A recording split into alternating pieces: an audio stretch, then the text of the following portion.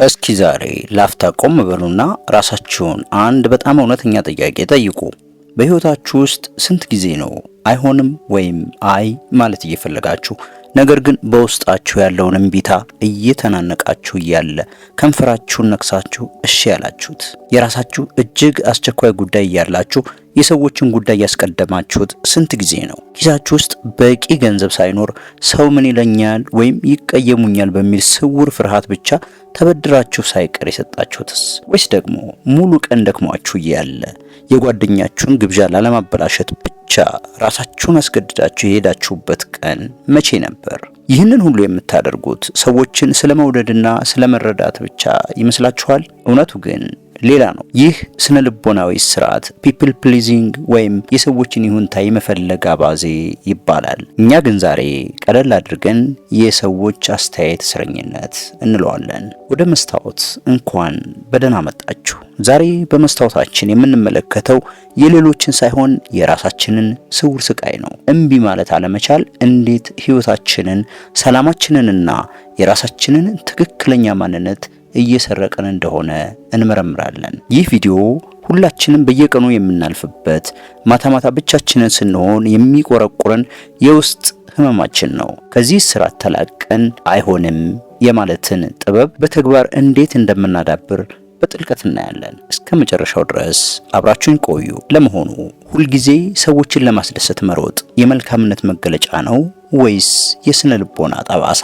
ብዙዎቻችን ሰዎችን ለማስደሰት የምናደርገውን ጥረት እንደ ደግነት፣ ትህትና ወይም ሰው አክባሪነት እንቆጥረዋለን። ማህበረሰባችንም እንዲህ አይነት ሰዎችን ምንም የማይናገር የዋህ ምስኪን እያለ ያወድሳቸዋል። ነገር ግን በፈቃደኝነት በሚደረግ ደግነትና በሰዎች ይሁንታ ፈላጊነት መካከል ሰፊ የሆነ የባህር ያህል ልዩነት አለ። እውነተኛ ደግነት የሚመነጨው ከውስጥ ሙላት፣ ከፍቅርና ካለምንም ፍርሃት ነው። የሰዎች ይሁንታ ፈላጊነት ግን የሚመነጨው ከፍርሃትና ከጭንቀት ነው። ይህ በውስጣችሁ ካለ ራሳችሁን በእነዚህ 3 የስነ ልቦና ሁኔታዎች ውስጥ ታገኙታላችሁ። የመጀመሪያው ግጭትን መፍራት ወይም ግጭትን ለማስወገድ ነው። ሰዎች እንዳይቀየሙ ወይም ከነሱ ጋር ትንሽም ቢሆን አለመግባባት እንዳይፈጠር ሲባል ብቻ የራሳችሁን እምነት መቅበር ማለት ነው። ለምሳሌ በአንድ ስብሰባ ወይም ጨዋታ ላይ ፈጽሞ የማታምኑበት ሐሳብ ሲነሳ ጠብ እንዳይነሳ በሚል ስጋት ብቻ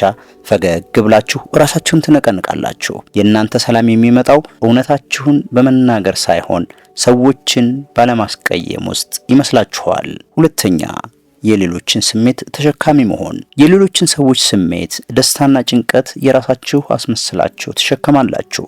ከጓደኞቻችሁ፣ ከትዳር አጋራችሁ ወይም ከስራ ባልደረባችሁ ጋር ስትቀመጡ የነሱ ፊት ከተለዋወጠ በእኔ ምክንያት ይሆን፣ ምን አጥፍቼ ይሆን ብላችሁ በጭንቀት ትወጠራላችሁ። የእነሱን ስሜት የማስተካከል ኃላፊነት ያለባችሁ ይመስላችኋል። በሶስተኛ ደረጃ የጥፋተኝነት ስሜት ይሰማችኋል። በሆነ አጋጣሚ ለአንድ ሰው ጥያቄ አይሆንም ወይም እምቢ ካላችሁ በኋላ ልባችሁ በሰላም አይቀመጥም። ቀኑን ሙሉ ራሳችሁን ትወቅሳላችሁ። ምን ነው ሽባልኩት፣ አሁን ክፉ ሰው አድርጎኝ ይሆን እያላችሁ በሐሳብ ራሳችሁን ትገርፋላችሁ። ይህ ባህሪ ከየት መጣ? አብዛኛውን ጊዜ የሚቀረጸው በልጅነታችን ነው። ቀደም ባለ ቪዲዮአችን ላይ ጎበዝ መባል ስላመጣው ጠባሳ ተነጋግረናል። በልጅነታችን ታዛዥ፣ ዝምተኛና የሰዎችን ትዕዛዝ ፈጣን ተቀባይ ስንሆን ብቻ ፍቅርና ትኩረት አግኝተን ከሆነ አእምሯችን አንድ ስህተት የሆነ ቀመር ይይዛል። ሰዎችን ካላስደሰትኩኝ አልወደድም፣ ስለዚህ ዋጋ የለኝም የሚል ቀመር። ካደግን በኋላም ያንን ፍቅር ለማግኘት ሁልጊዜ ሰዎችን እሺ ማለት እንዳለብን እናምናለን። ለሌሎች ሰዎች ያለ ልክና ያለ ገደብ እሺ ስንል ለራሳችን የምንከፍለው ትልቅና መራራ ዋጋ አለ። እዚህ ጋር አንድ ትልቅ እውነት ልንገራችሁ። ለሌሎች እሺ ስትሉ ለራሳችሁ አይሆንም ወይም እምቢ እያላችሁ እንደሆነ አትርሱ። ይህ ባህሪ በህይወታችን ላይ የሚያመጣቸው 3 ከባድ አደጋዎች አሉ። የመጀመሪያው የውስጥ ቁጭትና ስውር ብስጭት ወይም ቂም ነው። ይህ በጣም አደገኛ ስሜት ነው። ለሰዎች ስትሉ የራሳችሁን ጊዜ፣ ጉልበትና ገንዘብ ትሰጣላችሁ። ነገር ግን በሂደት ውስጥ እነሱ እኔን አይረዱኝም፣ እኔ ብቻ ነኝ የምለፋው፣ ማንም ስለኔ ግድ የለውም የሚል የውስጥ እልህና ብስጭት መከማቸት ይጀምራል። ይህ ብስጭት ውሎ አድሮ ልክ እንደ እሳተ ገሞራ ይፈነዳል። ወይም ደግሞ ወደ ውስጥ ተመልሶ ለድብርትና ለጭንቀት ይዳርጋል። ሁለተኛው ራስን ማጣት ነው። የሁሉንም ሰው ፍላጎት ለማርካት ስትሞክሩ እናንተ ማን ናችሁ? የምትወዱት ምንድን ነው? የምትጠሉትስ? የእናንተ የህይወት መርህ ምንድን ነው? ይህንን ጥያቄ መመለስ ያቅታችኋል። ህይወታችሁ የሌሎች ሰዎች ፍላጎትና ምርጫ ድምር ውጤት ብቻ ሆኖ ይቀራል። ልክ እንደ ውሃ ቅርጽ የላችሁም። በተቀዳችሁበት ዕቃ መልክ ትቀረጻላችሁ። ሶስተኛው ለሌሎች መጠቀሚያ መሆን ነው። ይህ በጣም አሳዛኝ እውነታ ነው። ሁልጊዜ እሺ የምትሉ ከሆነ ሰዎች የእናንተን ቅንነት ማክበር ያቆማሉ። ይልቁንም የእናንተን ጊዜና ጉልበት እንደ ቀላል ነገር ማየት ይጀምራሉ። እሱ እኮ እምቢ አይለኝም፣ እሷ እኮ እምቢ አትለኝም ተብሎ ሲታሰብ ክብራችሁ ይቀንሳል። ለመሆኑ ሰዎችን እምቢ ካል ምን ይፈጠራል? ለምንድን ነው ይህን ያህል የምንፈራው? እዚህ ጋር ሁለት ዋና ዋና ስነልቦናዊ እውነታዎችን እንመልከት። የመጀመሪያው የእይታ ስህተት ወይም ስፖትላይት ኢፌክት የሚባለው ነው። አብዛኞቻችን ስንወጣ፣ ስንገባ፣ ስንናገር ሁሉም ሰው እኛም ብቻ የሚያይ በእያንዳንዱ ስህተታችን ላይ የሚፈርድና የሚገመግመን ይመስለናል። ለአንድ ሰው አይሆንም ስንለው ያ ሰው ቀኑን ሙሉ ስለኛ ክፉ እያሰበ የሚውል ይመስለናል። እውነታው ግን ምንድን ነው? ሁሉም ሰው በራሱ የህይወት ቲያትር ውስጥ ዋና ተዋናይ ነው። እያንዳንዱ ሰው የራሱ ጭንቀት፣ የራሱ ችግር፣ የራሱ የቤት ስራ አለበት። እናንተ ስለተናገራችሁት እምቢታ ቀኑን ሙሉ ስትጨነቁ ውላችሁ ይሆናል። ያ ሰው ግን ከ5 ደቂቃ በኋላ ስለ እናንተ ፈጽሞ ረስቶ ስለ ራሱ ህይወት ማሰብ ጀምሯል። የሰዎች ግምት የነሱ ነጸብራቅ እንጂ የእናንተ ማንነት መለኪያ አይደለም። ሁለተኛው ደግሞ ድንበር ማበጀት ነው። በስነ ልቦና ሳይንስ አይሆንም ወይም አይ ማለት መጨከን ወይም መታበይ አይደለም። ድንበር ማበጀት ማለት ልክ እንደ ቤት አጥር ነው። የቤታችሁ አጥር ሰዎችን ለመጥላት ወይም ለመዋጋት ሳይሆን የውስጡን ንብረትና ሰላም ለመጠበቅ እንደሚረዳ ሁሉ የስነ ልቦና ድንበራችሁም የእናንተን አእምሮአዊና ስሜታዊ ጤንነት ይጠብቃል። የራሳቸው ድንበር ያላቸው አይሆንም ማለት የሚችሉ ሰዎች በሰዎች ዘንድ ይበልጥ ይከበራሉ። ምክንያቱም ሰዎች የእነሱን ጊዜና መርህ ዋጋ እንዳለው ያውቃሉና።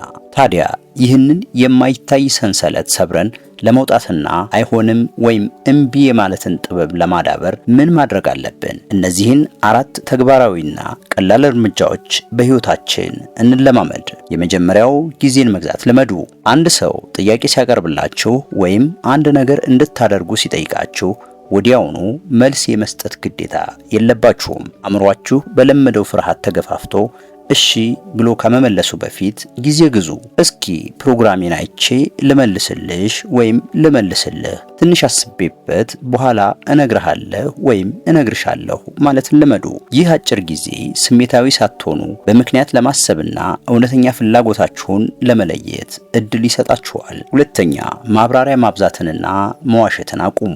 አይሆንም ወይም እምቢ ስትሉ ረጅም ሰበብና ምክንያት መደርደር ወይም ውሸት መፍጠር አይጠበቅባችሁም። ማብራሪያ ማብዛት ለሌላው ሰው እናንተን እንዲያሳምናችሁ ወይም ውሳኔያችሁን እንዲቀይረው በር መክፈት ነው። አሁን ላይ ይህንን ማድረግ አልችልም፣ ስላልተመቸኝ ይቅርታ ማለት ብቻ በቂ ነው። ማብራሪያ ለመስጠት መብታችሁ ነው። አይሆንም ሙሉ አረፍተ ነገር ነው። ሶስተኛ፣ በትንሽ ነገሮች ጀምሩ። ልክ እንደ ጡንቻ ሁሉ አይሆንም ወይም እምቢ የማለት አቅምም በልምምድ ያድጋል። በትላልቅ ጉዳዮች ከመጀመር ይልቅ በትንንሽ ነገሮች ልምምድ አድርጉ። ለምሳሌ ሬስቶራንት ውስጥ ያልፈለጋችሁት ምግብ ወይም መጠጥ ሲመጣላችሁ ይቅርታ ይሄን አልነበረም ያዘዝኩት ከማለት ጀምሩ። ከማትፈልጉት የስልክ ጥሪ በጊዜ መገላገልን ልመዱ። አራተኛ፣ የጥፋተኝነት ስሜቱን በጸጋ አስተናግዱ። መጀመሪያ ላይ አይሆንም ወይም እምቢ ስትሉ የጥፋተኝነት ስሜት መምጣቱ፣ ልባችሁ መምታቱ አይቀሬ ነው። ያ ስሜት ሲመጣ አትደንግጡ፣ አትሽሹት። ይህ ስሜት የመጣው ስላጠፋው ሳይሆን ለራሴ ድንበር ማበጀትን አዲስ ባህሪ እያደረግኩ ስለሆነ ነው ብላችሁ ራሳችሁን አረጋጉ።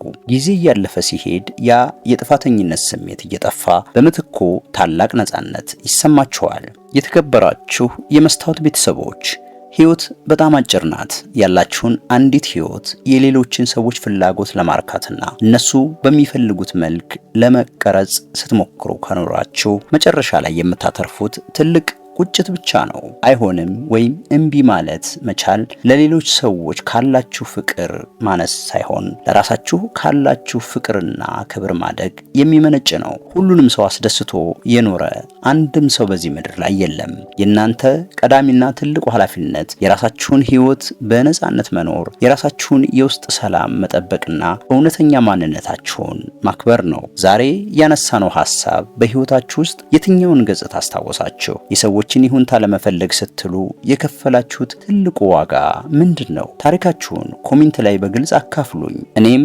እያንዳንዱን አነበዋለሁ። ቪዲዮ ለሌሎችም ነጻነትን ይሰጣል ካላችሁ ላይክ እና ሼር ማድረጋችሁን አትርሱ። ለመስታወት ቻናል አዲስ ከሆናችሁ ደግሞ ሰብስክራይብ በማድረግ የዚህ ማህበረሰብ አባል ሁኑ።